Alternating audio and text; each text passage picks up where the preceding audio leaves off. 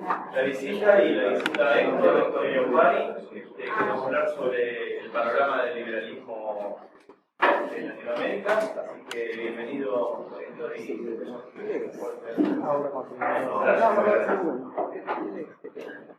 bueno, tenemos que empezar lo más rápido posible. Antes que nada, muchísimas gracias a los que tiene siempre la fineza, la cortesía, la generosidad y la velocidad de convocar amigos, sobre todo nuevos amigos, viejos, tengo muchísimos años,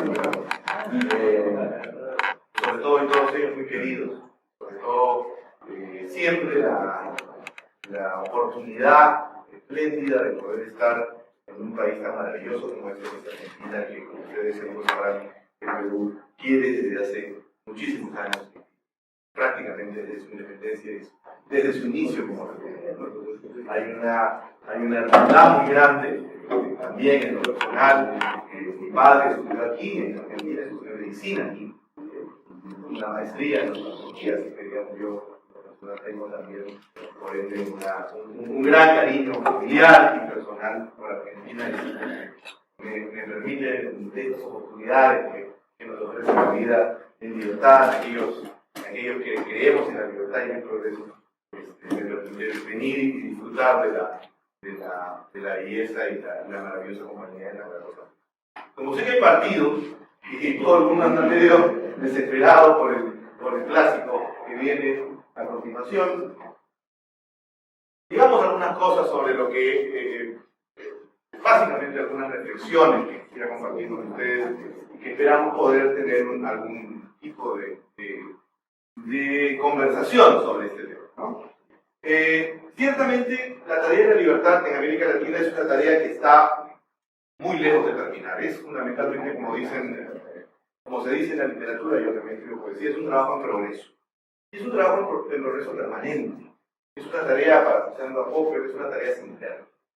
Y por eso es tan importante, yo creo que bueno, la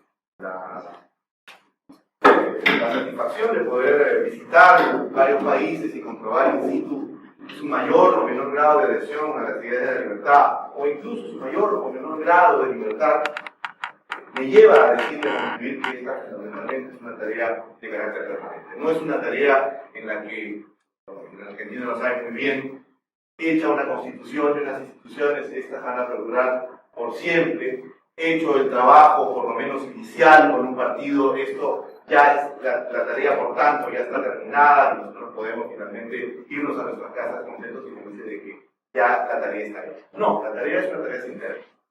Es una tarea que no cesa, y viendo es una cita de Jefferson, es una cita que alude a él, ¿no es cierto? El costo de la libertad es fundamentalmente su permanente vigilancia.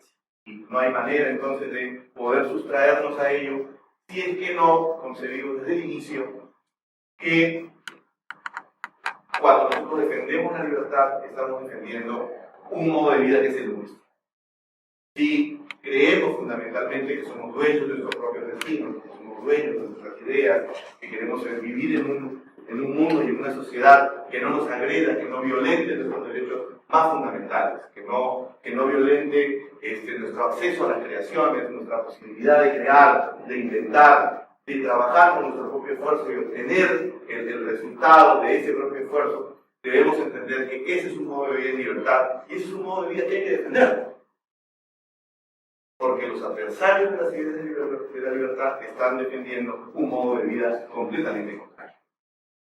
Entonces, digamos, ahí hay una conclusión que puede ser, digamos, hasta pesimista y otra una conclusión realista.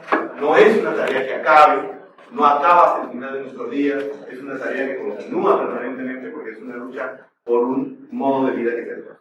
Por tanto, efectivamente, es una asignatura pendiente.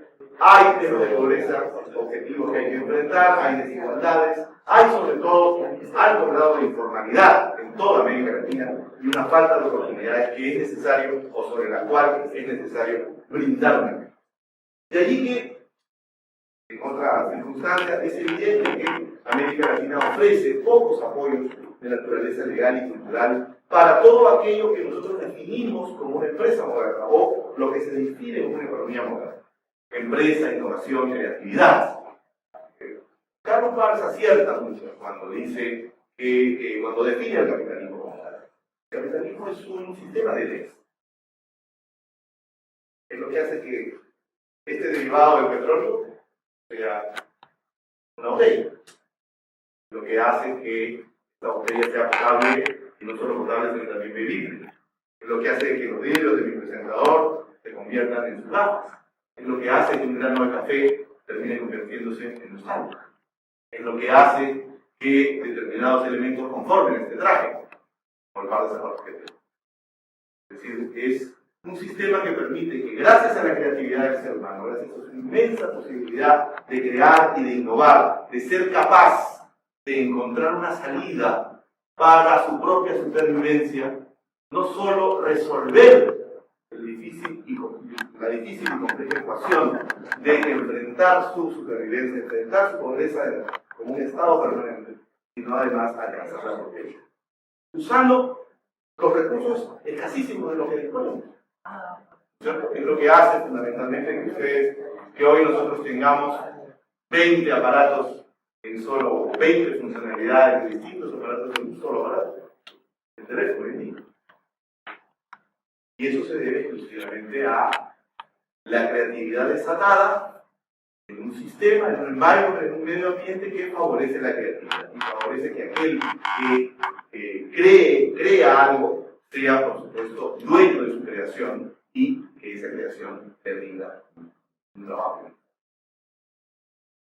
En América Latina eso es posible, porque todos somos seres humanos, compartimos un conjunto de destrezas, habilidades y talentos que son, digamos, absolutamente notorios y por lo tanto no está alejado de nuestros países que esas maravillosas creaciones también formen parte de la realidad. Por lo tanto, el camino a seguir es conseguir que haya una cobertura de derechos, una cobertura de un sistema legal apropiado que soporte esa creatividad y la conduzca hacia un mejor. Entonces, la tarea fundamentalmente es edificar instituciones de libertad. Y esa, creo que ahí los liberales hemos cerrado en gran parte de nuestra trayectoria, es una tarea política y cultural, antes que solamente económica. Las instituciones son políticas, las instituciones son culturales. Obviamente nosotros tenemos por primera impresión, cuando hablamos de instituciones, no estemos tan o más alejados de la idea que planteó Julio Nord al respecto a la definimos como la Constitución o como el Congreso, en fin, etc. Es la apreciación que nosotros tenemos de ello. No, las instituciones son las reglas escritas, que pueden ser estrictamente personales. Es la regla, por ejemplo, que yo incumplo siempre: mañana voy a hacer dieta. Menos un país como el Perú, que está destruyéndonos a todos, convirtiéndonos en personas saludantes. Está rompiendo la balanza. Como en Argentina, donde estoy, es imposible sustancial. Entonces, de eso estamos hablando cuando estamos hablando de instituciones. De esas reglas escritas, de esas reglas de comportamiento esenciales, que van desde la caballerosidad, de ceder del asiento a una dama o a una persona mayor, que van desde, efectivamente, saber cuándo cruzar el semáforo, si no lo cruza en verde y en rojo. Son reglas que están fundamentalmente en nuestro sustrato de cumplimiento más íntimo. Por lo tanto, no es una tarea como estábamos tratando de conversar, que dijimos que adelante. Es una tarea educativa, sí, pero es una tarea educativa que parte casi desde la cuna, porque tiene que ver con esas reglas y normas de comportamiento prescritas que hacen y que distinguen a un ser humano de otro, que hacen y distinguen a un norcoreano en inglés, que hacen y distinguen, por ejemplo, a un norteamericano de mexicanino, en fin, ejemplos de personas que efectivamente tienen un respeto elemental hacia otros seres humanos, consideran que esa no agresión parte de que son personas que tienen tantos derechos como el que habla y lo respetan, ¿no? Como un gran profesor aquí. El liberalismo no es otra cosa que el respeto al prójimo. Como decía Benito Juárez, una cosa de México, el respeto al derecho del voto de la base. Fundamentalmente de eso se trata el liberalismo, es fundamentalmente el respeto a los derechos de otra persona. Y a partir de esa idea básica y elemental, es que nosotros tenemos que apuntar a modificar esas instituciones de las que hablo, esas reglas no escritas que impidan el fraude, que impidan la corrupción, que impidan el engaño, que impidan el apropiarse de las ideas de otro o del trabajo. Dicho esto, hay que decir que en América Latina efectivamente se llevaron a cabo un conjunto de reformas, casi en todos los países, en algunos más que otros, en algunos, como el caso del Perú, con más persistencia en el tiempo, lo que en el caso nuestro nos ha dado hasta ahora, hasta hoy, hasta este momento, un conjunto de buenos resultados. No sabemos qué pasará mañana, pero es una tarea en la que hay que luchar realmente. Entonces, sin embargo, estas reformas necesarias fueron del todo insuficientes. Primero, como se dice aquí, porque fueron realizadas por políticos que no creían en ellas, que llegaron en ese momento en la ola privatizadora de reducción del Estado y que si en ese momento el traidicidios hubieran estado 20 años antes, hubieran estatizado lo mismo que haber realizado la reforma. Hicieron, ¿verdad? Digamos, personas vergonzantes, que no tenían la menor idea de la reforma que realizaban, sino que simplemente atendieron las circunstancias del momento, la política que en ese momento era exigida, que en cierto momento ganó la calle, o sobre la cual se había hecho docencia, como en el caso de Vargas Llosa en el Perú, y que había efectivamente un convencimiento de que había que realizarlas. Y además, en el caso del Perú, sobre todo, un convencimiento de que había que realizarlas porque estábamos en el peor de los mundos. A fines de 1990, al inicio de 1990, el Perú era Beirut.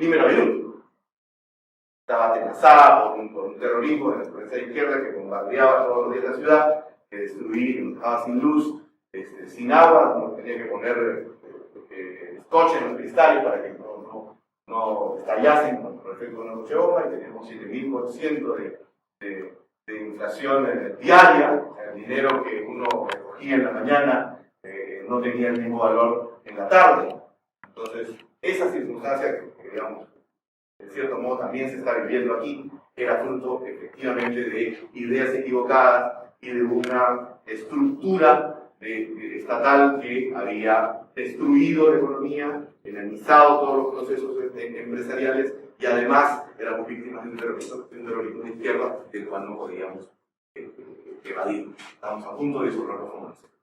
Entonces, en ese momento, cuando uno mira hacia el vacío, tiende a mirar la idea más racional, entra lo que es el pánico racional, ¿no es cierto? Y en esa circunstancia, eso fue lo que en el caso del Perú llevó a cabo el proceso, seguir con adhesión ese proceso de reformas. Entonces, y eso es, hasta hoy, lo que en cierto modo permite ese tipo de cohesión, ese recuerdo innato del espanto, por ejemplo, ese recuerdo de que esa circunstancia puede volver y está asociada a rostros muy específicos y a políticas muy específicas.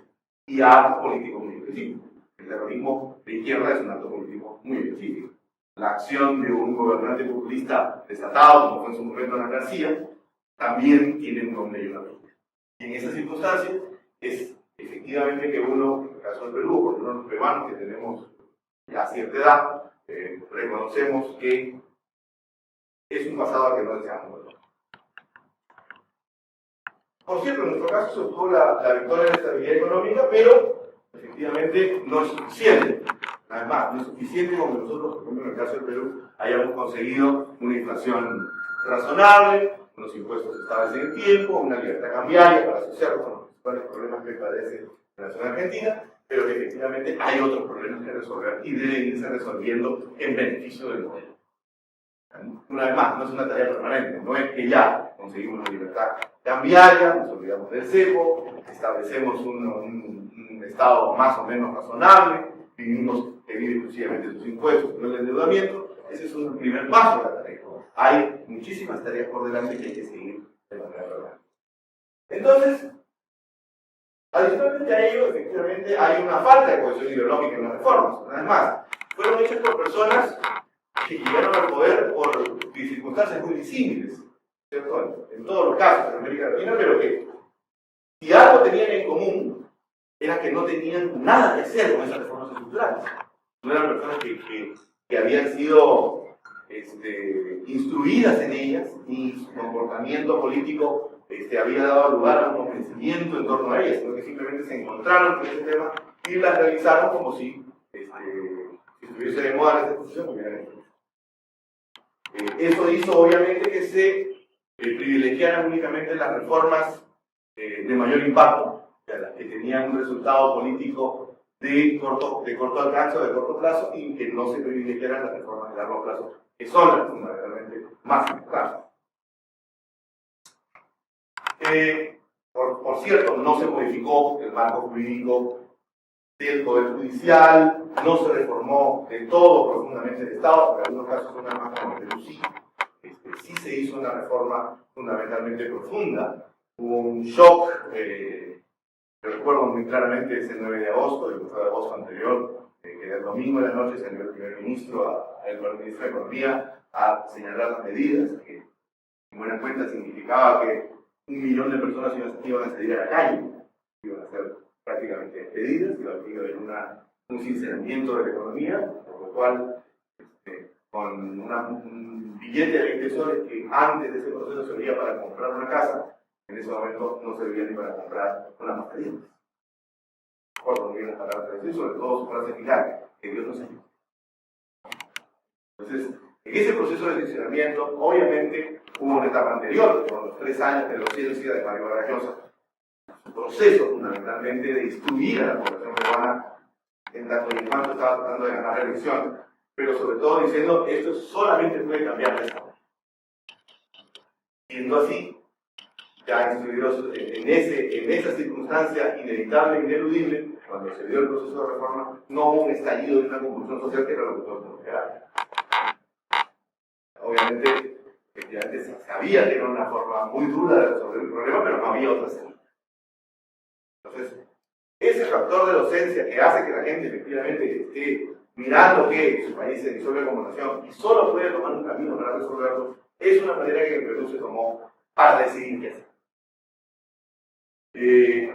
Eso ocurrió en el Perú, pero no fue en todos los casos en América Latina. Como he dicho, se privilegiaron algunas reformas de muy corto plazo, pero no se entendió que estas reformas debían ser defendidas para garantizar fundamentalmente el crecimiento. Es decir, ni siquiera los propios políticos entendieron la naturaleza de su legado.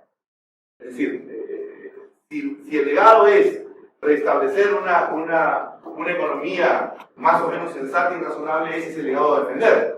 Pero si el propósito únicamente es servirse del poder y el vehículo para lograrlo en las reformas no tienen ningún sustento, están sostenidas sobre una copa de jabón y por lo tanto puede ser cambiada permanentemente, que es lo que efectivamente ocurrió desde Venezuela hasta Argentina.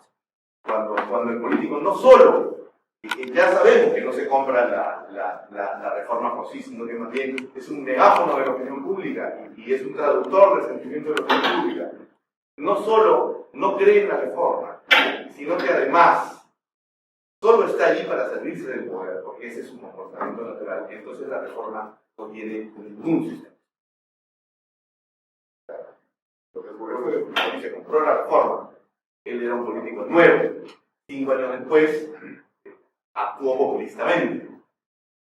Estando en su mejor momento político, a punto de conseguir la victoria que consiguió en primera vuelta, de conseguir una mayoría en el Congreso, no solo no realizó las reformas de segunda generación, que hizo todo a su alcance, sino que además dejó otras que eran imprescindibles, como la privatización del petróleo y la privatización del cerebro. Ya el poder lo había contemplado, ya el poder lo había cogido, ya el poder hizo que solamente sirviera su propósito para un propósito de naturaleza religiosa. Entonces, efectivamente las reformas despejaron una situación de crisis, pero solo fueron un primer paso que no fue seguido por otros. Y no fue seguido por otros pasos que había que llevar para conformar un modelo viable y coherente de desarrollo. Ahora, esto obviamente, medidas tan duras y tan drásticas, porque en algún momento se tendrá que hacer en Argentina para tener alguna viabilidad económica, generan resistencias y resistencias profundas. Entonces, un proceso que resultó exitoso en el Perú fue que el despido de estos funcionarios públicos que consumían una parte importante del erario se vio resuelta, ese estallido social se desactivó al liberalizar la economía por completo.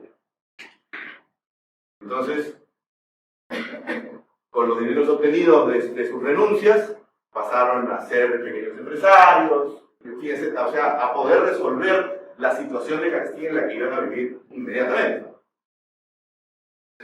Es indispensable tener en cuenta de que reformas dolorosas van a tener una frustración ciudadana y por eso es importante desmontar permanentemente toda circunstancia de privilegio o prebenda, toda circunstancia que tienda a irritar fundamentalmente a la población, porque eso va a estar muy presente en la población. De hecho, por ejemplo, en el caso del presidente de Guatemala, que yo cito permanentemente, que entiende perfectamente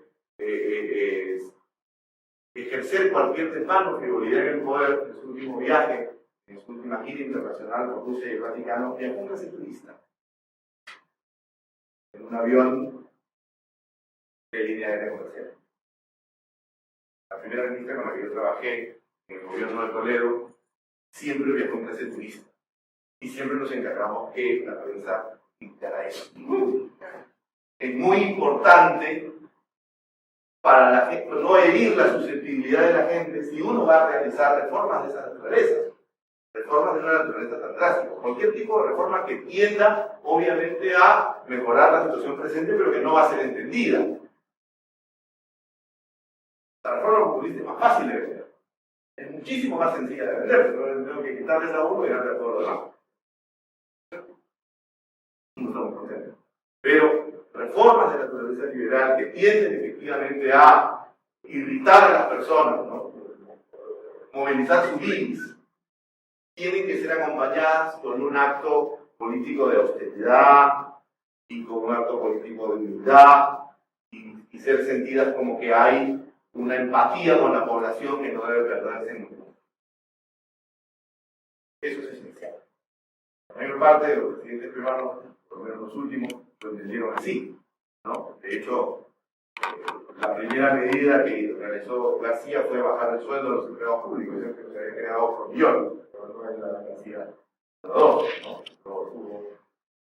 Su primera medida también fue la venta del avión presidencial, porque el gobernante anterior, Toledo, había sido un poco más dispendioso de lo que la mayoría entiende, y por eso hasta hoy, y sobre todo por mucho que tiene hasta una adhesión fisonómica con la mayoría de los peruanos, se le tiende a él más como un presidente dispendioso, más como un presidente dado, como se dice aquí, a la fracachela, más dedicado efectivamente a las fiestas, ¿no? Entonces, perder esa conexión, sobre todo cuando uno quiere realizar un conjunto de reformas que son imprescindibles para llevar a cabo una prosperidad del país, pero que la población no va a entender, debe ser acompañada como un acto político de un sinceramiento y de una austeridad esencial.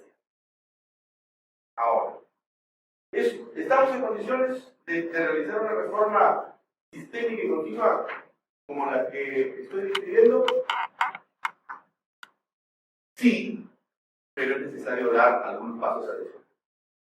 Primero, institutos de investigación, como por ejemplo el Libertad y Progreso, etcétera, son fuertes en las propuestas que establecen, son fuertes en las propuestas que realizan, pero no hay una propuesta de gobierno única, no hay una operatividad política que lleve a cabo esa reforma. Un primer proceso importante es hacer como se hizo en Chile, el libro blanco de la reforma. No hay manera de vender la libertad si uno no la puede vender como una propuesta. Y la propuesta es lo que debe mandar. O sea, es imprescindible entender que si no hay un libro blanco, si no hay un libro si no hay un ladrillo que nos diga esto es lo que hay que hacer, estos son los decretos que hay que aprobar, estas son las leyes que hay que cambiar, estas son los ministerios que hay que reducir, estos son los aranceles que hay que cambiar y en cuánto cambiarlos, esta es la política cultural que se va a seguir, esta es la política en materia de derechos humanos y justicia que se va a seguir. Si eso no existe y no se vende, no hay manera de vender, no hay manera de venderle al político un plan que no se tiene. Esa parte de la tarea la tienen que realizar los institutos de investigación. Juntos, mejor. Separados, bueno, pero hay que hacerlo. Porque, y además, ustedes saben que nosotros tenemos, ustedes también, una fuerte antipatía hacia los chilenos. Ya la antipatía con nosotros es absolutamente histórica, ¿no? Nos robaron Tanganyika, y ahora lo que nos roba el pisco sí, no, el pisco es un... Sí, no, es complicado robarse la palabra, ¿cómo la palabra pisco? Quechua. De un pueblo que era una civilización que es la que hizo la línea de Nazca. Antes de que Chile existiera, como algunos miles de años antes. Entonces, bueno, ya. Pero ellos han hecho la tarea. Un gabinete en la sombra, o sea, digamos. Churchill decía que está pésimo, no lo dije en inglés, Churchill decía que la única tarea de la oposición es estar lista para gobernar. El día de mañana. ¿Cuántos ministerios debe quedar en 18, 12, 12. Hay 12 ministros de la oposición que sepan lo que hay que hacer en cuanto a reducir su presupuesto, qué acciones políticas van a llevar, cómo lo van a alzar, ¿no es cierto? Sabiendo que de esos 12, 7 se van a quedar sin trabajo en un año. Si esa tarea no está hecha, no está nada hecho. Lo primero y lo más importante de los institutos de investigación es eso. Ya sea que trabajen juntos, ya sea que trabajen separados, ya sea que uno los lidere. La forma como tienen que juntarse es solo suya. Pero es importante tener en cuenta que hay que estar listos para ese momento en el que se tenga que la población mire a un lado y diga, ya, eso es lo que hay que hacer. Sigue una sola manera de seguir la cosa porque son los únicos que tienen una idea de qué hacer. Es una idea terriblemente equivocada, es una idea terriblemente nefasta para un país tan maravilloso como este, pero es la única que todo el mundo sigue porque es la única propuesta. Porque no hay nadie diferente para lograr. Nadie dice, este es el libro blanco, este es el libro de reformas que hay que hacer, estos son los aranceles que hay que bajar, estos son los impuestos que hay que reducir, y se hace de esta manera, y con esta progresividad, y se hace de esta progresividad, y de esta manera, y en este tiempo, y en este periodo, etc. Y estos son los decretos. Si no se tiene ese plan, y eso lo hicieron los chilenos, y lo hicieron sobre todo para este pésimo presidente que se fue a muy importante también tener en cuenta. Se hicieron, se organizaron los grupos de Antauco, el Instituto de Desarrollo armó los grupos, armó los equipos, hubo un líder de equipo que era efectivamente el que iba a ser el ministro de tal ministerio, etc. Se tenía muy claro las reformas que se iban a hacer, etc. Todo ese trabajo se hizo y ese trabajo se tiene que hacer. Exista o no exista el político que quiere acá, eso no importa. En ese momento no se creativos. El político luego sabrá cómo venderlas. Es como el fútbol, a ustedes les encanta el fútbol. En eso todos trabajamos para el delantero. El delantero es el político. Todos los demás trabajamos para él. No está ingrata. Una crisis que se administra como el matrimonio. Bueno, ya está. Pero eso es lo que hay que hacer. Entonces, esa es una tarea importante. No hay partidos liberales, obviamente, porque están revolucionarios, están desunidos, etc. El trabajo político es otra tarea que hay que hacer. Esa tarea no es una tarea del Instituto de Investigación, es una tarea del político. El que cree en la idea, el que cree, por ejemplo, en el partido de los emprendedores, del que ubique el estado, situación, parte del estado situacional de las personas y se vuelva, como se dice, su megáfono, se vuelva su portavoz. Pero eso es una tarea propia del político. Obviamente se acompaña o se alimenta del instituto en cuanto a las propuestas que tiene que hacer. pero su tarea es otra. Su tarea es ganar elección, su tarea es sonreír, su tarea es abrazar a los niños con mocos, su tarea es abrazarse con las mujeres, con los hombres que salen del trabajo y tienen 48 horas sin bañarse, y abrazarlos y quererlos mucho. O como hacía la García, que llegaba a las horas de infraestructura y tomaba un vaso, una pileta de cerveza en uno de los cajos de los mineros. Esa es la tarea del político. Esa es la tarea del político, sobre todo en países como los nuestros. Esa es la tarea, no nos gusta. Al que no le gusta hacer eso, tiene otra cosa que hacer. Como yo, en mi casa, que tengo la última palabra, la hago posible, todo lo demás, mi mujer me organiza. Casi la arquitecta de mi existencia. Entonces, es otra tarea la que hay que hacer. ¿Sí? Entonces, es una tarea que hay que tener en cuenta permanentemente. ¿Por qué? Y eso lo dice Hayek fundamentalmente. El empresario más poderoso no tiene ningún poder frente al funcionario más bajo de rango. Porque el funcionario más bajo de rango es el que te dice, ese que te dice, ¿qué pasa? Esto no pasa. ¿Se puede entrar? Y por lo tanto, podemos tener los institutos más de investigación más y mejor consolidados. Podemos tener los partidos políticos más fuertes. Podemos tener los medios de comunicación con todos los editorialistas, con todos los caricaturistas a nuestra disposición, trabajando permanentemente las 24 horas del día. Podemos tener todo eso. Pero si no llevamos a cabo la reforma, si no llevamos a cabo la desactivación de las aduanas, la reducción de los impuestos, nada de eso. Es esencial que eso se entienda. El paso final es ese.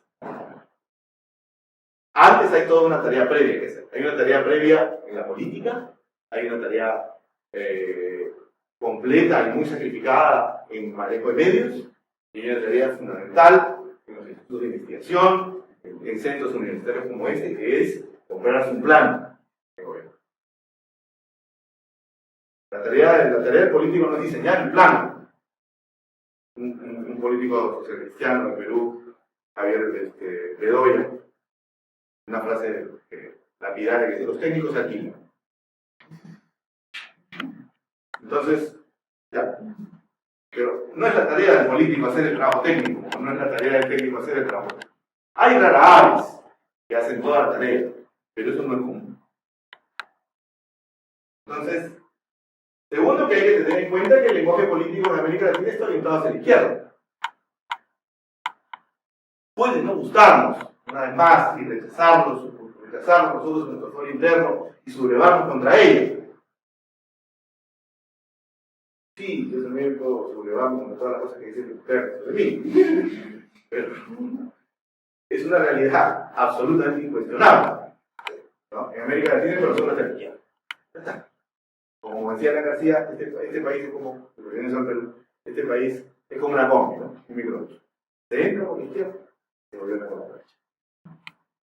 Entonces, eso García era muy brillante. Lástima que no hizo lo que debió hacer en el 85 y recién entendió eso 25 años después. Pero bueno, más vale tarde que nunca. Entonces, ni institutos ni partidos, y a eso iba también mi punto, le dan importancia a lo que llamaba Hayek los tratantes de segunda mano de ideas. Estoy hablando de literatos, de escritores, de periodistas y sobre todo de caricaturistas políticos. Si hay algo que detesta el político de izquierda, es que se burlen de él. Y eso es absolutamente fundamental. No solo tratarlos mordazmente, no solo ponerles una chapa, como decimos en Perú, ponerles un apodo y que ese apodo prenda en la población, sino caricaturizarlos permanentemente. ¿Por qué? Porque el odio divide, pero la risa contagia. Entonces, esa tarea es absolutamente esencial, y es absolutamente cultural, y es además un impacto fundamental, una imagen vale más que mil palabras. Más aún en este tiempo en el que todo el mundo está con la imagen puesta en el celular. Una caricatura política bien hecha, dirigida con un torpedo al núcleo, a la línea de formación del político de izquierdas, absoluto. En Perú tenemos, ya se va a ir, felizmente, se va a ir, una alcaldesa de izquierda que fue elegida por esas circunstancias absolutamente insólitas que ocurren en la política de la República. Ya sabíamos quién es. Tuvimos la oposición permanente de ella siempre, que iba a ser absolutamente incompetente y no iba a hacer nada. Entonces, hay que poner una foto. Lo primero, la señora Susana Villarán, que es una señora de alta alcurnia, muy curiosa, una de alta alcurnia y de izquierda. Entonces, convenció a un centro de electorado alto de votar por ella, lo mismo que a un centro de izquierda y votó. Pero pasaban los meses y no se le daban una plata, no se trataba una vereda, no se hacía nada. Un día hablando yo con Carlos Mariátegui, que es un periodista muy tenaz, la bestia negra, por eso que bueno, digo, ¿qué poco le ponemos? Lady Vaga. Decimos Lady Vaga. Lady Vaga, y lo tachamos, etc. Y en cada artículo que sacaba algo criticando que, ¿cómo se llama? Hizo reformar la herradura, ponerle arena en la playa en el Perú. El agua se llevó la arena, otra más de Lady Vaga y Lady Vaga.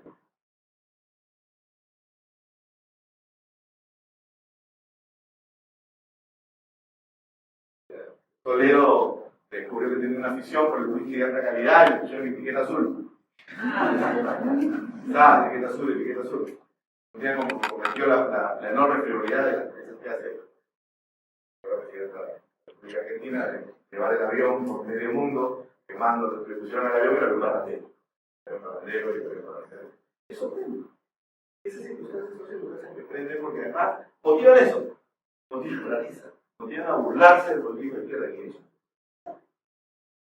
Esos además de segunda marco de ideas son indispensables para conectar al político con el instituto y a ambos con la gente.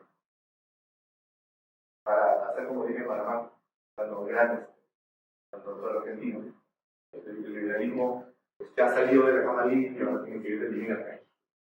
Y en estas circunstancias eso es lo que hay que hacer. Hay que buscar a los grandes de segunda mano de ideas, a los editorialistas, a los que conforman los artículos periodísticos, que forman opinión, a los que forman la opinión popular de la gente, a los que forman, en los distintos grados. Me pregunta mucho a mí, ¿por qué Perú todavía mantiene esto, a pesar de los gobernantes populistas que tenemos? Ciertamente, ni Toledo, ni García, ni siquiera Humala son, digamos, cercanos a Milton Friedman, por alguno de ellos. Para nada. Son todos políticos de izquierda y políticos populistas, eso no lo olvido. Y estarían dispuestos a estatizar, a hacer todo, etcétera, porque es lo que conocen, es lo que se dice en un sale del foro, es lo que quieren hacer.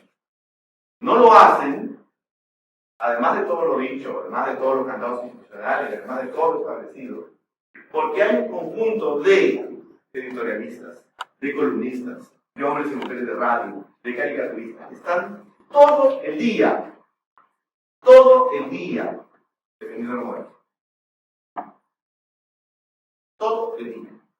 Hoy, el diario más importante del Perú, el diario de Comercio, tiene a dos libertarios como sus jefes, como sus editores. El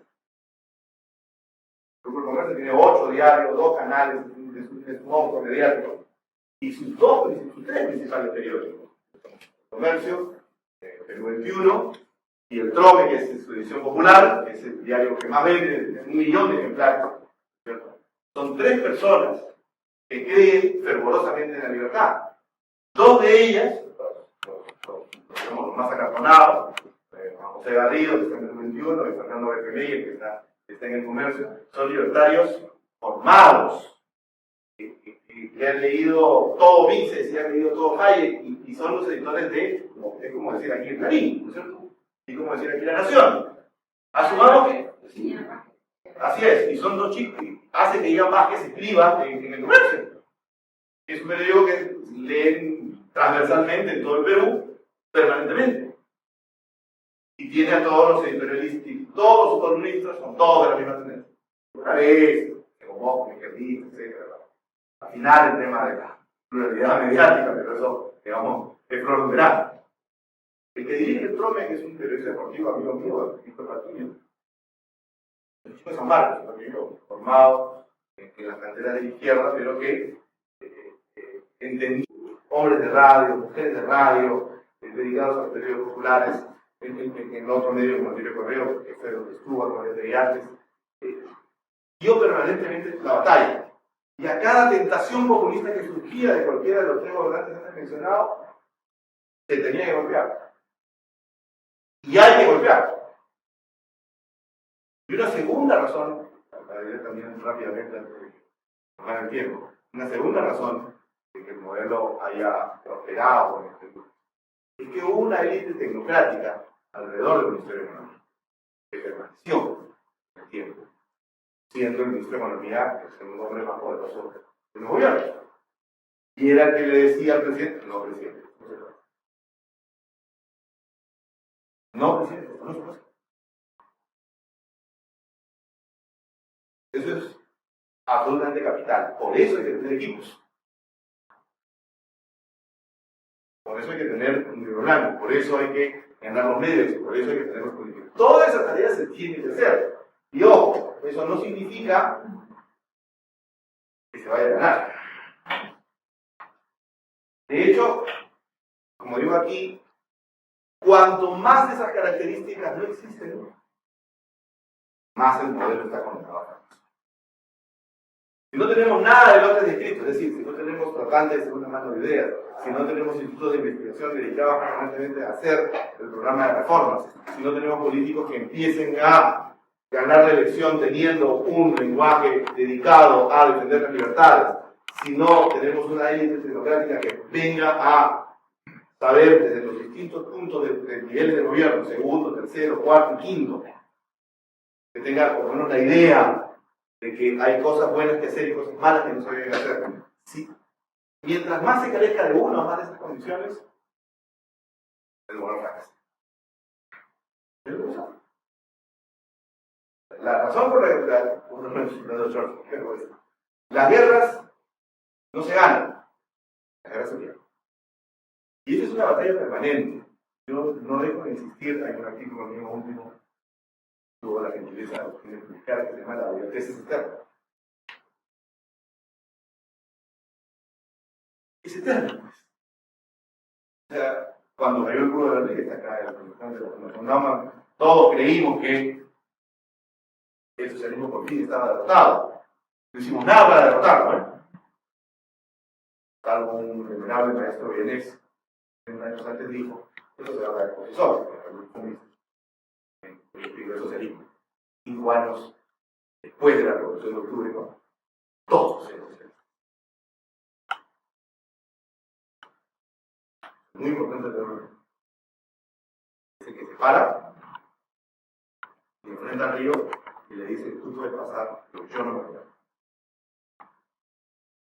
De ese nivel de adhesión, como se dice aquí, la libertad tiene que ser un sentimiento. Si no lo es, decretamos otra cosa, en fin, dediquémonos a nuestro propio quehacer. Si no entendemos que es un modo de vida y que es nuestro modo de vida y que ese modo de vida hay que defenderlo porque somos nosotros. Nuestro modo de vida somos nosotros. Somos lo que hacemos, somos lo que decidimos, somos las cosas que nos apasionan, somos las cosas que llevamos a cabo, somos las cosas en las que trabajamos, somos las cosas que ideamos, somos las cosas en las que creemos.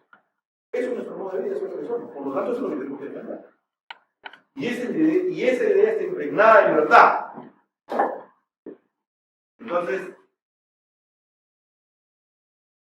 la otra cara de esa moneda es cuando hay una razonable unidad de la centro-derecha, como dice mi gobierno Fischer, cuando se buscan los políticos a la derecha y a la izquierda, cuando los políticos conectan con ese deseo de la sociedad que ha sido previamente establecido, cuando se descubre, cuando los caricaturistas la encienden y como se dice, la chuntan y pegan en el sentir de la gente, y cuando los institutos cuentan con un plan de gobierno de vanguardia y cuando se cuenta con el apoyo de los emisores de las ideas, entonces sí, luego tienen alguna oportunidad de sobrevivir, alguna.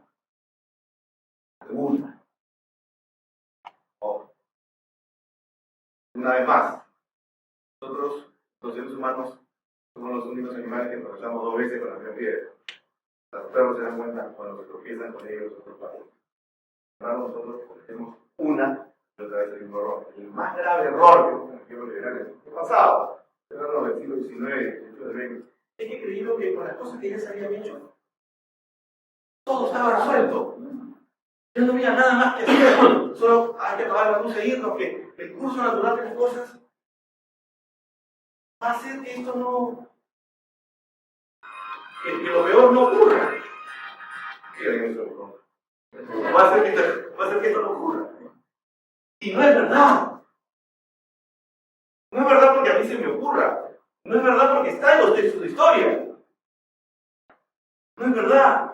Los liberales perdimos la batalla en el siglo XX, nos la dejamos ganar, perdimos el timing con la población, perdimos el impacto con ellos, en Europa y en otras partes. Llegó un loquito que tenía un violito mosca, moría delante donde ganó alguien le decía cosas. Y desencadenó una conflagración popular. Estuvo a punto de licuar la comunidad. No, es verdad. Sí, efectivamente. Por eso es una tarea en la que uno tiene que pasar un testimonio. Que es como una carrera de 4% permanente. Es una tarea permanente que se va a pasar al próximo cuando eso tenga que ocurrir. ¿Por qué? Porque el costo de la libertad es un permanente vigilancia, porque el costo de la libertad implica un permanente trabajo. ¿Por qué? Porque estamos dependiendo de nuestro modo de vida. Salvo aquí, salvo mis hijas, no hay tarea en la que no deben estar involucrados en el último día de mi vida. Así es. Yo dije una vez que el liberalismo hay que cuidarlo como se pierde el mercado. Esa es la. Si no se tiene esa dedicación, hay tantas cosas en la vida. ¿Entienden lo que quiero decir? Hay tantas cosas. Ya hablamos en el caso de Perú, lógicamente, como hemos dicho, que es el consenso del que mira hacia el abismo, hizo parte de la tarea, no la hicimos toda, que convenció a los políticos, en eso quizá para Dios ha tenido una visión que quizá los peruanos en el futuro le agradecemos. Ahora mucha gente es ingrata con el futuro país. Otra gran parte de nosotros, también personas de izquierda y de derecha, que reconocemos, pero no de todo como debería hacerse. Y sus influencias sobre los últimos 3 presidentes democráticos, el carácter decisivo que él ha tenido para que Humala no cometa lo que estaba a punto de hacer y las locuras que estaba a punto de desatar, es algo ciertamente histórico. Y esa es una labor efectivamente propia de él, de absolutamente incuestionable. Esa es la tarea, o sea, también hay que conseguir a un intelectual de ese nivel de consenso que sea capaz de marcar esa diferencia, de señalar esa impronta, de establecer ese nombre. Entonces, rápidamente, ¿qué se requiere? Se requiere un partido fuerte, o una unión de la centro-derecha, o una reinvención de la región, lo que tenga que hacer. Son los partidos los que ganan las elecciones. Hay que o convencer al político o inventarlo. Ahí hay experiencias diversas. La del Perú nunca fue satisfactoria y por eso al final tuvimos a Ollanta Humala a portas. Y fue solo la acción de Varallosa, fue solo la acción de todos los medios de comunicación concentrados en limitarlo hasta hoy. Cuando se puede meter a la casa. Entonces, como dormir con una esposa celosa, se duerme con unos hábitos. Y en el caso de Ollanta, como en el caso de García, llevamos todas las canas, de las canas, es porque uno está durmiendo permanentemente con el ojo abierto. Uno no sabe un momento en que a pesar de que el ministro de Economía diga que no, él vaya adelante. No se sabe que a pesar de todo el aparato de contención que los medios de comunicación están teniendo, simplemente es ignorarlos. Y eso es por no tener un partido de centro-derecha que sí lo aprieta, ¿no? A Humala se le aprieta también, se le aprieta el Congreso, lo aprietan los políticos. Entonces todo ese fenómeno de contención ha servido para contenerlo. Lo mejor que esperamos es que llegue el 2016 y se termine de ir. ¿Comprenden lo que digo? Entonces eso es muy importante. Entonces, esa unidad debe ser política o programática, como quiera que sea, pero eso es una unidad política que tiene. Y hay que entender la política latinoamericana. Es muy emocional, es culturalmente poderosa, es progresista, es progresista en su discurso, pero conservador en el fondo.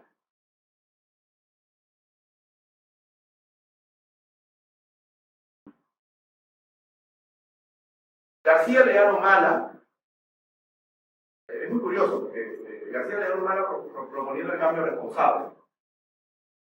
Y él oponía a Toledo y oponía a Humala su propia familia. O sea que es una familia de todos en el fondo, pero están todos ahí abrazados, etc.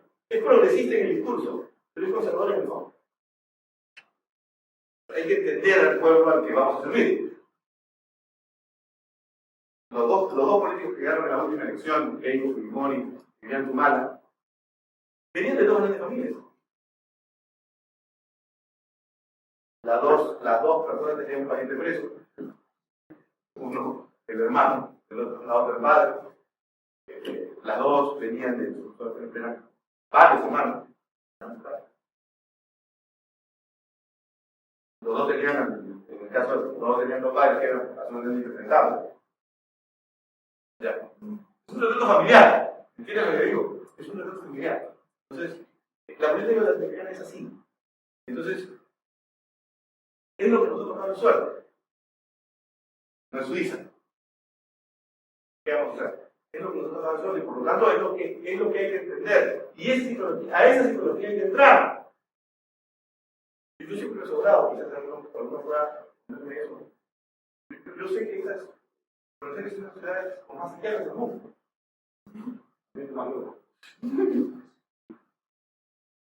Y es muy raro que por nuestros políticos, por nuestros institutos de investigación, nos hayan dedicado a estudiar la psique de la persona para ganar la elección. De repente los adversarios sí, por eso están ganando las elecciones permanentemente. Hay que entrar al favor de la psicología mental de la persona de a pie, que es la que vota y con la que se gana la elección. Porque esa política latinoamericana, como digo aquí, privilegia los gestos y las palabras a los resultados. Privilegia, no, esto no lo guste, privilegia los gestos y las palabras a los resultados.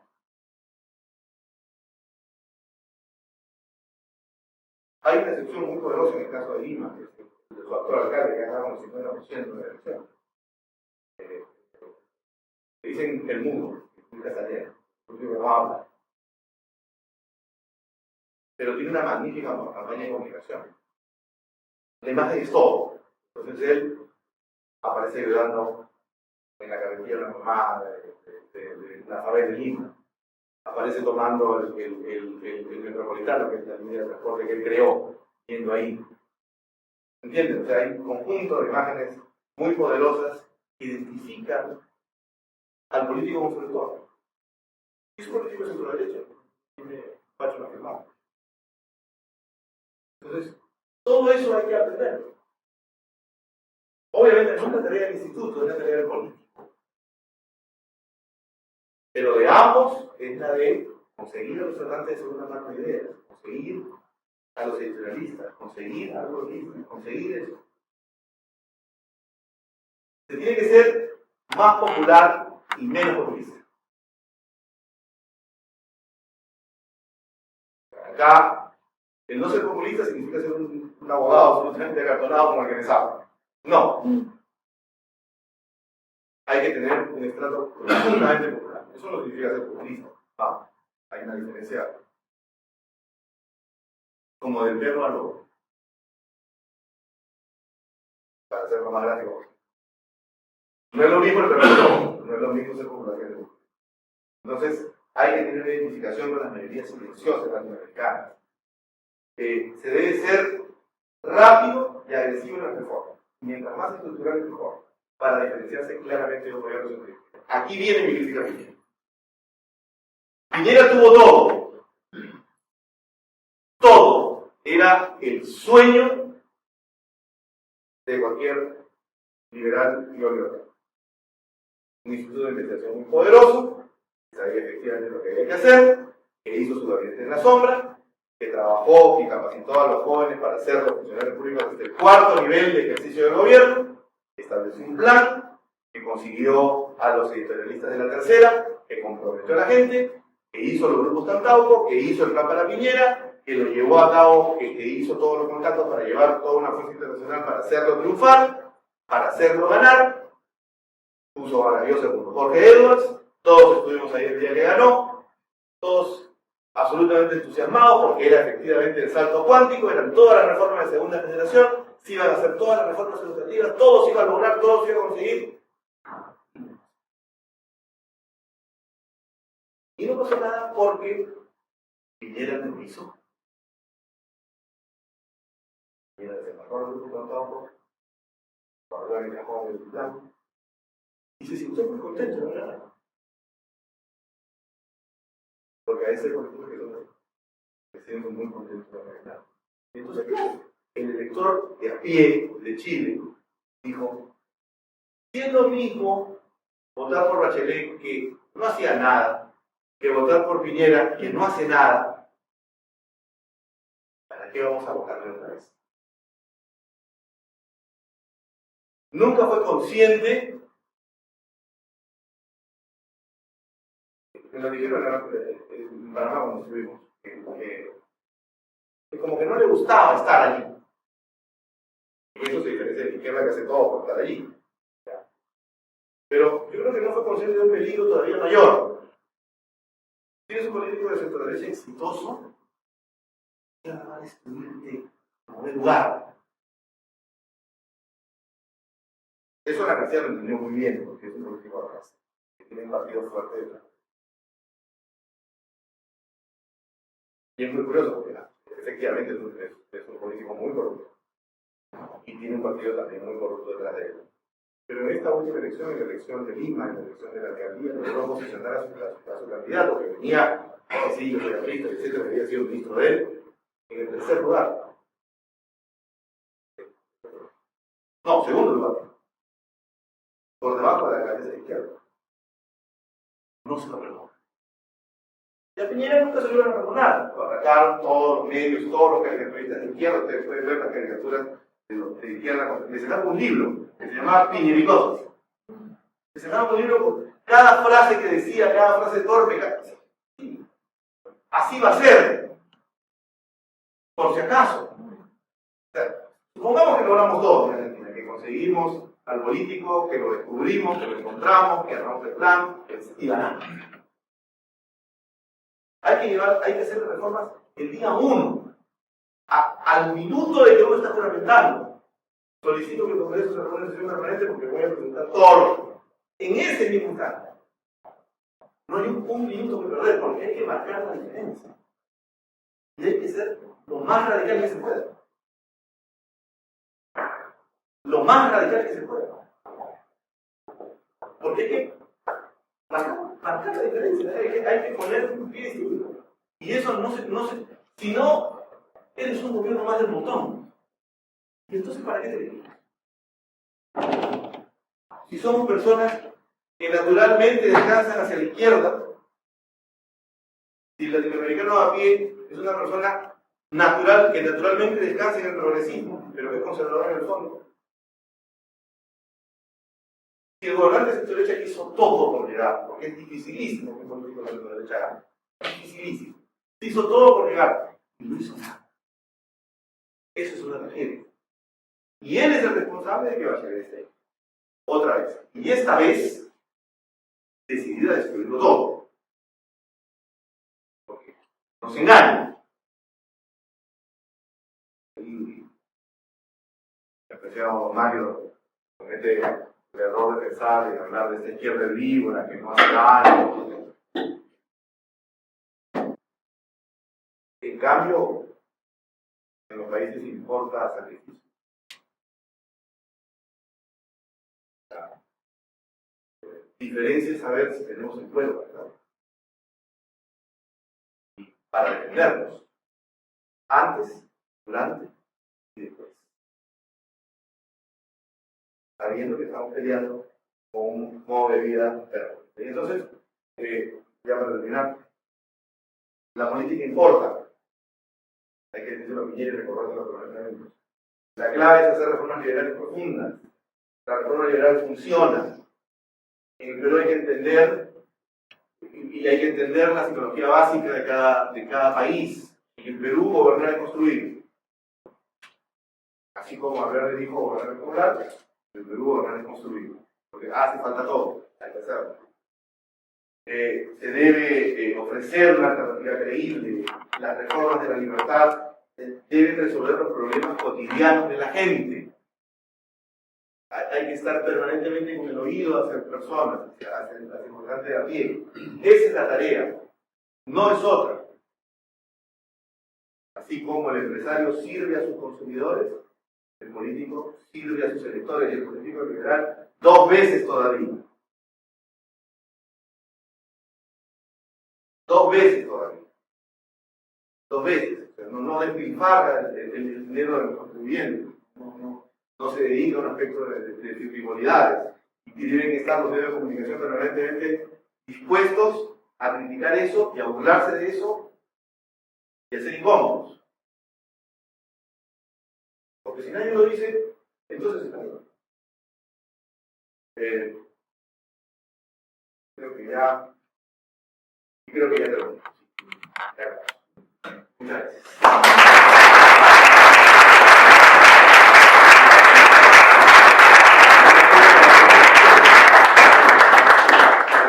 ¿Qué tal, Héctor? ¿Cómo te va? Me gustó mucho tu intervención en general. Hay por ahí algunos detalles que me gustaría discutir, como imaginas en esto.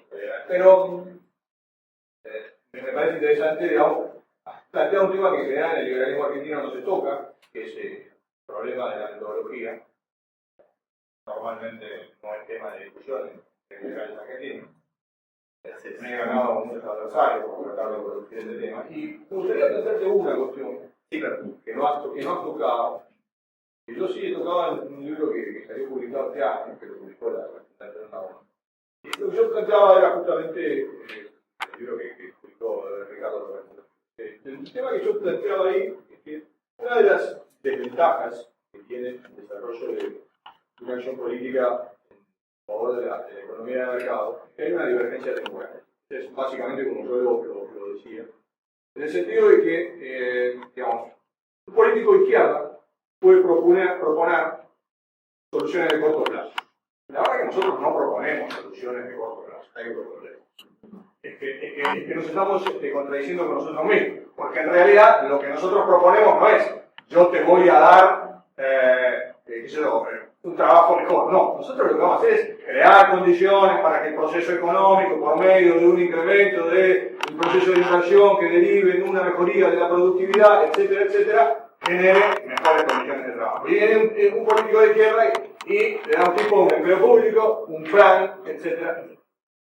La verdad del asunto es que competimos con esa desventaja. Y me parece que es un dato objetivo de la situación en la que estamos, y creo que sería un error no profundizar en eso y no trabajar sobre el modo de buscar soluciones, ¿no? Entonces, me gustaría de pronto una reflexión tuya respecto de esto, si la tenés que improvisar, pero bueno, me gustaría introducir el tema como objeto de debate. Sí, porque en realidad lo que yo estoy proponiendo es eso. O sea,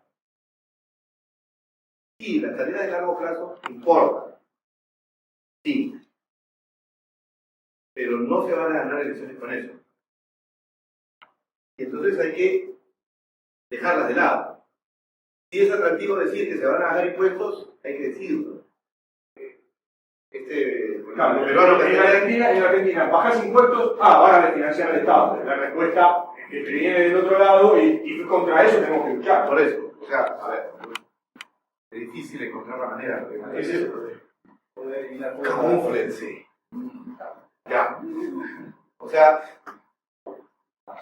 si hay que ganar el sentimiento, hay que ganarlo. Yo invoco que el próximo año, financiado por la Fundación Naumann, haga un concurso de rock y de poesía a favor de las ideas de la libertad, el lema de la libertad. Ya está. Y si no vamos a proponer, si sabemos que no vamos a poder vender una idea, no es un sentimiento. Ya está. O sea, a eso es a lo que me refiero. Porque hasta encontrar el modo de hacer atractiva la idea, lo primero es sentarnos a pensar qué es lo que tenemos que hacer para mejorar esa idea, para hacerla más atractiva, para hacerla más vendible, qué experiencias hay al respecto. El Partido Movimiento Libertario en Costa Rica tiene unas cosas muy bien hechas al respecto, etc. Es decir, identificar los problemas del ciudadano común y darles una respuesta de que tenga un sentido liberal y buscar las políticas públicas y las acciones que se han hecho para lograrlo. O sea, tampoco hay que inventar la pólvora, eso es lo que estoy diciendo. O sea, si la inseguridad es el problema, por ahí se va. Si el tema de la corrupción es el problema, por ahí se va. O sea, hay que identificar el flanco más débil del gobierno de izquierda y atacarlo por allí. Pero esa es la metodología que hay que hacer. Una vez más, yo creo que eso es un punto fundamental. Es decir, para la verdad, eso es importante que esté aquí el presidente de la Fundación Nueva, porque el debate austriaco es el debate de la metodología. El método strength, se llama. Entonces, yo creo que primero hay que reconocer en qué parte de la tarea estamos. Si no hemos hecho nada de lo que acabo de indicar, entonces lo único que podemos es subir. Lo único que podemos hacer es subir. Entonces hay que interpretar esa sensibilidad cotidiana de la gente, atender ese problema y encontrar una respuesta para ello. Obviamente no es el lenguaje de discurso como tú has indicado, ¿no? El discurso ya sabido. Tenemos que desaprender también nosotros, ¿eh? Eso también es importante. O sea, desaprender también nosotros. Nosotros, Aldo Martínez y yo tuvimos un debate muy importante, diciendo que los liberales, también por crítica, nosotros, los liberales peruanos, padecimos la enfermedad infantil del izquierdismo. Qué valioso, porque nosotros estábamos tan concentrados en el tema de la economía que olvidamos todo lo demás. ¿No? Y Gramsci es lo más importante. Una vez que entiendes la educación y la cultura, todo lo demás viene solo. Todo lo demás queda por añadidura. Eso es lo que hay que hacer. Pero, ojo, de repente es como el delantero, te la encuentras. Y si no está listo el programa, y si no está lista la gente, todo eso hay que hacerlo, ¿eh? O sea, no estoy diciendo que efectivamente hay que encontrar un modo de la manera, pero esas son tareas simultáneas, son tareas concurrentes, son tareas que tienen que hacerse. Hay tareas que son propias del político, como ya he indicado, esa identificación, esa manera de decir las cosas en un lenguaje popular y preciso y encontrar y un político valiente, con apetito de poder, con ganas de llegar, sí, ¿no?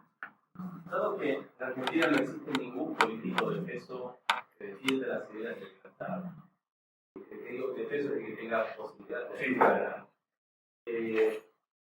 A veces uno se ve tentado a darle ese libro blanco de las soluciones, pero eso no nos garantiza, como no nos garantizó en la década del 90, que no seamos traicionados por ellos. Eso nos podría llevar a pensar que quizás tengamos que pensar no en la próxima elección, sino en muchos años, y atacar primero la educación, atacar primero toda la estructura que da origen a que la sociedad en Argentina, o en Latinoamérica también, sea de izquierda. Entonces la alternativa es tomar una universidad y concentrarse en ella y a partir de ahí convertirse en un faro. Yo no digo que esa sea la estrategia. En la Universidad Francisco Marroquín se ha hecho, a veces con buen éxito, a veces con no como resultado, pero es una estrategia también a seguir. Yo no la invalido por sí mismo, porque he visto que en otros lados sí tiene un gran resultado. Pero, una vez más, si las ideas de la libertad en Argentina no tienen un Silvio Rodríguez que las cante. No, bueno, entonces, de hecho fue lo que hizo la izquierda a espaldas nuestras durante 70 años. Entonces, eso es lo que yo digo. Destruyó el sistema educativo. Tengamos migraciones. Ya. Cosas sencillas, cosas que se pueden hacer, cosas que se pueden hacer con los ciclos. Hay una, dos, tres. Primero, luego Rosita y luego. Quiero hacer una pregunta sobre la actualidad. Ahora mismo se viene una gran crisis, o sea, un agravamiento de la recesión que ya hay en Argentina, porque el Estado se sobredimensionó y manera de mantenerlo. Cualquiera de los presidenciables que gane el poder, que gane la Casa Rosada, va a tener que hacer, inevitablemente va a tener que hacer recortes y va a tener que hacer algunas liberalizaciones. Entonces se viene una crisis y eso puede ser una oportunidad, no para que Argentina sea un paraíso liberal, pero sí para que algunas cosas se perciban mejor de lo que podrían percibirse. ¿Qué te parece a ti que sería la mejor manera de aprovechar eso? Si no tenemos al político y sí podemos tener el libro blanco, eso es lo que hay que hacer. Así nos parece. A ver, ahí hay una cosa, hay una distinción que yo estoy haciendo. En esta elección, la que viene en el Perú, hasta ahora está Keiko Fujimori, está Ana García y está el senador Pedro Pablo. Si él no llega y queda en cualquiera de los otros dos, que no son personas que simpaticen política ni ideológicamente, yo ya me siento más feliz. Es otro modelo. Ya está. O sea, la tarea, en este caso, para el caso del Perú, y es una de las claves del éxito, es que no llegue mal. Y si llega, transformarlo. Porque igual, no tenemos partidos, los institutos van y vienen, así armamos, sí hicimos la tarea de los medios, sí hicimos la tarea de parte del programa, no hicimos toda la tarea política, sí hicimos la tarea con los editorialistas, sí hicimos la tarea con los agricultores, pero no hicimos toda la tarea. Y en consecuencia, es también un modo de escoger rápidamente. Si tenemos los medios para hacerla toda, hagámosla toda. Si solo podemos hacer 2 de 3, hagamos 2 de 3, pero tenemos que empezar por algún lado. La situación multifacética implica un cambio en nuestra sociedad sudamericana y latinoamericana. Presenta enormes desafíos. Y hay algo que funciona, queramos o no, que es la generación que creció dentro de los gobiernos socialistas, comunistas. Y cuando yo intento hablar con ellos, me dicen, ¿qué crees? No conocí otra cosa.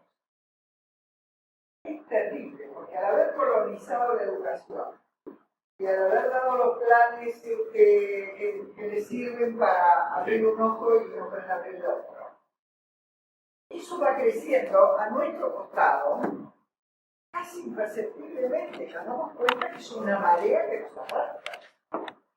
Entonces, es muy difícil para el que está metido en la ideología liberal, el sentimiento liberal, la pasión liberal, por dónde agarrarse este gato enjabonado. O sea que los que entienden deben orientarnos a los liberales, porque si no estamos realmente sin darnos cuenta que el tsunami nos alcanza. Sí, bueno, y el tema educativo es la clave y hay que empezar desde el nido.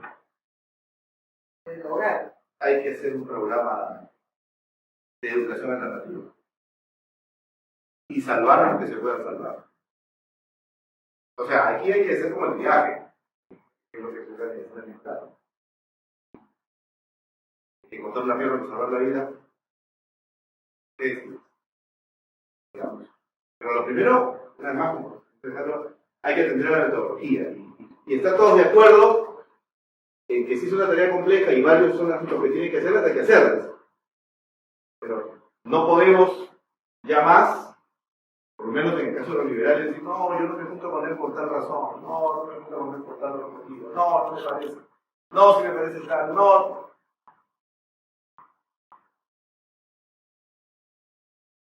Sí, perdón. Caballero Quinto. Sí. Bueno, muchas gracias por la charla. Muy interesante. Atendiendo un poco a lo que se conversó, yo estaba pensando, es un tema que me ocupa hace bastante tiempo, que si partimos del criterio de que las acciones humanas se basan en la plena racionalidad, partimos del equivoco absoluto. Nuestras sociedades han sido conformadas, lo he dicho bien, por sentimientos, sobre todo por costumbres, por culturas profundamente arraigadas. En nuestro país, particularmente, en gran parte de Latinoamérica, por la herencia cultural hispana, etcétera, etcétera, nos ha trasladado diversas formas de populismo que quedaron arraigadas en nuestra cultura. La cultura de los pueblos cambia con el tiempo. Pensar con mucho tiempo. Hay costumbres, hay cuestiones que perduran durante siglos. De hecho, el populismo no es reciente. 70 años de consolidación, de profundización, porque tiene raíces mucho más arraigadas a lo largo de nuestra propia historia. Nosotros en la línea de acción, yo no creo que solamente, sin desmerecer la importancia que tiene, la educación. No lo merezco en absoluto, pienso que es un tema importantísimo. De hecho, acabo de discutir con un profesor de economía, no es así. Mira, yo estuve en tal universidad, no la voy a mencionar, y lo único que vi es a Keynes, y lo único que vi es a Marx. Pasó por la universidad, y dije, no entiendo de lo que estás hablando. Entonces, yo no desmerezco el papel que tienen las universidades, al contrario, lo valorizo. Lo pienso que, precisamente por la vía de la educación, vamos a tener que luchar permanentemente y de una manera muy dura sobre propuestas, como dijo Alejandro, a futuro, y obviamente la gente quiere vivir de manera inmediata, fácil y rápida los beneficios potenciales de las promesas de los políticos. Encontrar un político que defienda, este es un tema. El otro tema es la enorme conflictividad interna de la moralidad, que por pequeñas diferencias mínimas se enmarcan dentro del ámbito de la intelectualidad nada más y de las nacionalidades particulares. Nos enfrentamos y nos dividimos como pensando, bueno, vos no sos liberal porque tenés esta pequeña... No es así. El concepto de la libertad, el concepto de la propiedad, el concepto de los valores básicos, fundamentales, su defensa, creo que es el elemento central. Que después podemos acordar y podemos entender que existen variantes, existen parcialidades con las cuales tenemos que considerar algunas cosas para avanzar en otras. Creo que es un proceso metodológico inevitable. De otra manera, la confrontación, la derrota es muy difícil. Sin embargo, es muy optimista. Lo que es encontrar un representante que sea popular sin ser popular. Primer punto. Segundo, no es mi papel.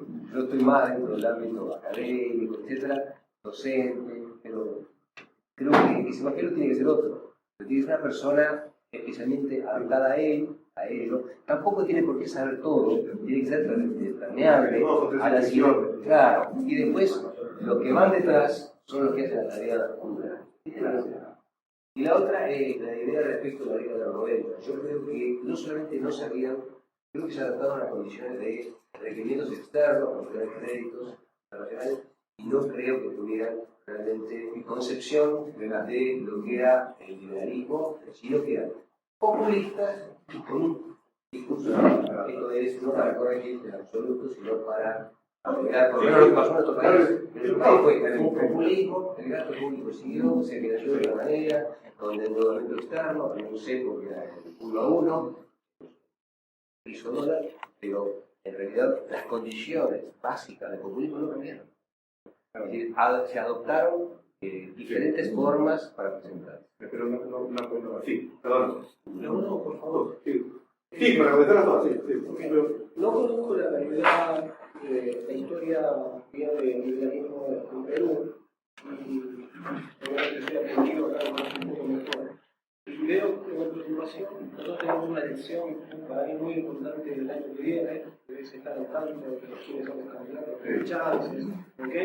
Mi preocupación es que cuando hablamos con liberales, o entre gente que filosóficamente piensa de esta manera, estamos muy, digamos, desorientados y decepcionados que no hay un candidato liberal.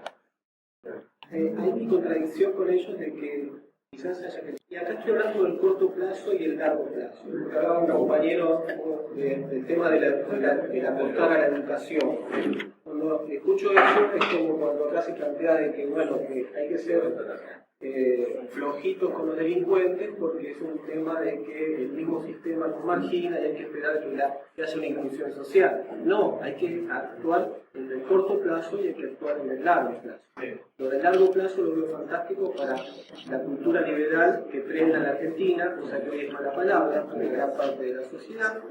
Y en el corto plazo buscar a un candidato menos malo que trate de identificarlo te lo pongo así. o como vos dijiste, camuflarnos, porque si no estamos todo el tiempo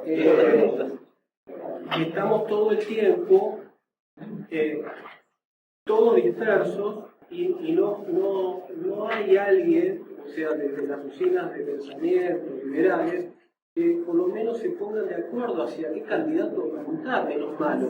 No pretendo que me digan que sea liberal, pero por lo menos llevar a toda la gente que tiene un pensamiento parecido hacia ese candidato y armar una cabecera de playa ahí, ¿ok?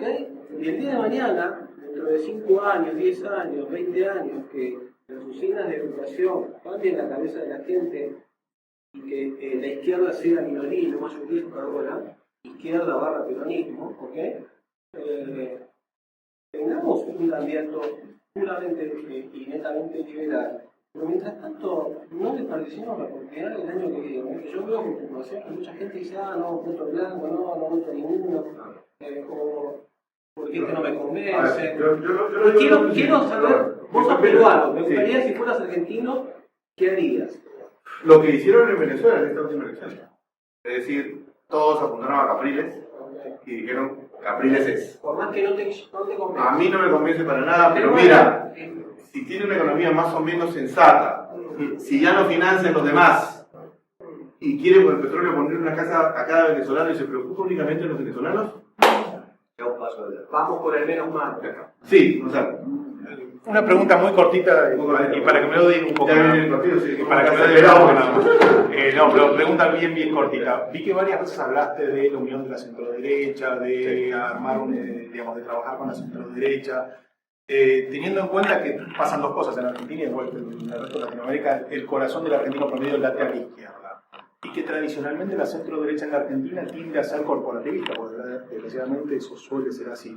¿No convendría o no sería más fácil tratar de llevarle el gran libro a la centroizquierda o tratar de influir, de trabajar con la centroizquierda que con la centroderecha? No, es una pregunta. No, no nos ayudó, para nada. Porque incluso fue factor de división entre los liberales peruanos, porque pensaron que la izquierda limeña, en el caso de la elección en Lima, sí es democrática, sí va a hacer cosas, sí va a mejorar. La Lima se nos hundió en 4 años. Fue terrible y ahora recién, a ver, eso también se castiga. Eso es lo que a mí me resulta difícil de entender. O sea, por lo menos en Lima la incompetencia gubernamental se castiga. Sobre todo si medio concertado, medio no, todo lo que estuvimos en medios de comunicación e institutos, golpeamos mucho el tema de la incompetencia, ¿no? Ninguno de los que estaba involucrado directamente con el candidato que ganó, que era Luis Castañeda. Yo no formé parte de su plancha ni nada por el estilo. Simplemente dije, no, este es un gobierno de izquierda y va a ser nefasto para la ciudad. Yo me tengo que comprometer a que esto no se repita. Y eso condujo a que haya un candidato que ganó. Que tiene un partido que se llama Solidaridad Nacional. Que tiene que realizar las obras de infraestructura que le faltan a la ciudad. Sí, ya. No es un liberal, no lo es. Pero por lo menos es muchísimo mejor que lo que por ventura acabamos de tener. Una ayuda, sí.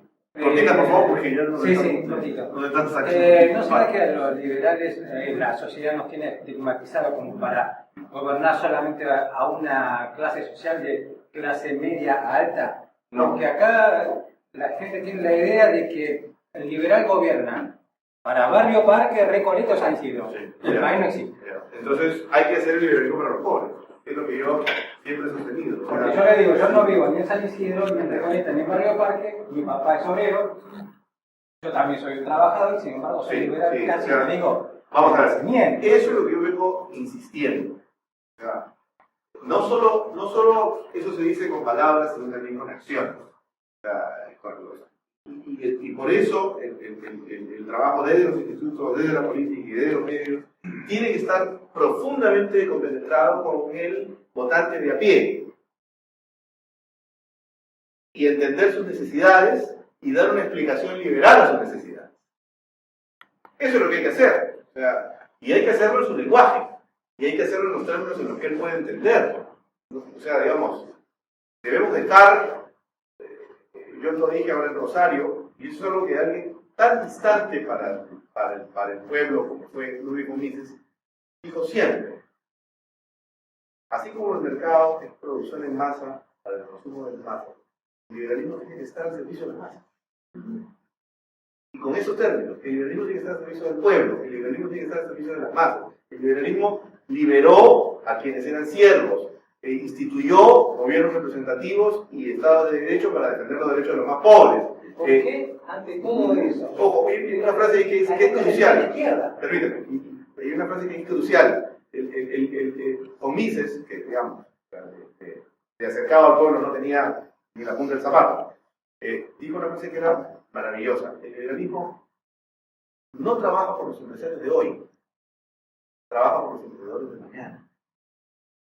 Y es como dice Bastiat, también, que es el título del libro que algunos he regalado a la Universidad de Rosita Pérez, editora. Bastiat decía, yo no lucho por el privilegio de unos pocos, no por la libertad de la gente. Hay que volver a Bastiat. Hay que volver a aquellos que decían que el liberalismo tiene que estar al servicio de las masas. Hay que volver a considerar, como decía Murray Rothbard, que el Partido de la Libertad es el Partido de la Esperanza y es el Partido del Sueño, y que queremos lo nuevo, y etc. Una gordita así. Muchas gracias. No, le agradezco mucho su posición.